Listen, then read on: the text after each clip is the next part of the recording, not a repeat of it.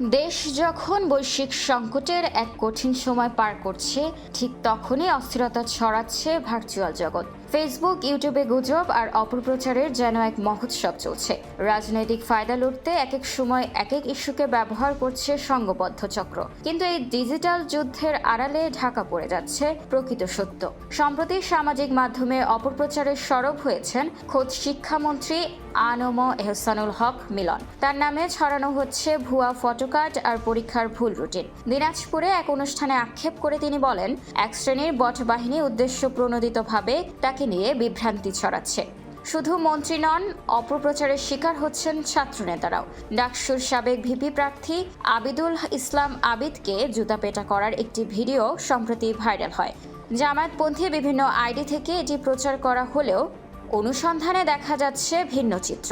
Fact checking প্রতিষ্ঠান the dissent জানিয়েছে, ভিডিওটি সম্পূর্ণ ব্যক্তিগত একটি বিরোধের ঘটনা, যার সঙ্গে রাজনীতির কোনো সম্পর্ক নেই। এটি ছিল চরিত্র হননের এক অপপ্রচেষ্টা। অস্থিরতা দানা বেঁধেছে ঢাকা বিশ্ববিদ্যালয়ের সূর্য সেন হলের দেওয়াল লিখন নিয়েও। ইনকিলাব মঞ্চের নেত্রী ফাতিমা তাসনিম জুমা ছাত্রদলের দেওয়াল লিখনের বানান ভুল নিয়ে ট্রল করলেও সিসিটিভি ফুটেজ বলছে অন্য কথা। ফুটেজে দেখা যায় সেই ভুল বানানটি ইনকিলাব মঞ্চের এক নারী সদস্যের হাতে লেখা। এই ঘটনায় ছাত্রদল ও ইনকিলাব মঞ্চের মধ্যে শুরু হয়েছে পাল্টাপাল্টি বাকযুদ্ধ। বিশ্লেষকরা বলছেন, বিরোধী দলগুলোর কর্মী সমর্থকেরা নাম বেনামে পেজ খুলে ধারাবাহিকভাবে আক্রমণাত্মক পোস্ট করছে। বিশেষ করে জামায়াত ইসলামীর দিকে অভিযোগের আঙুল তুলে সরকার বলছে, সমন্বিতভাবে নির্দিষ্ট ইস্যু ধরে নিয়ে এই নেটওয়ার্কগুলো গুজব ছড়াচ্ছে। তবে সরকার কোনো ব্যবস্থা নিতে গেলেই উঠছে বাক স্বাধীনতা খর্বের অভিযোগ।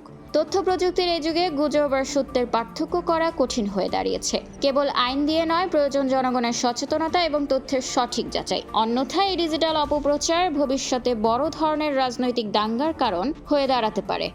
নিউজ ডেস্ক, খোলা কাগজ, ঢাকা।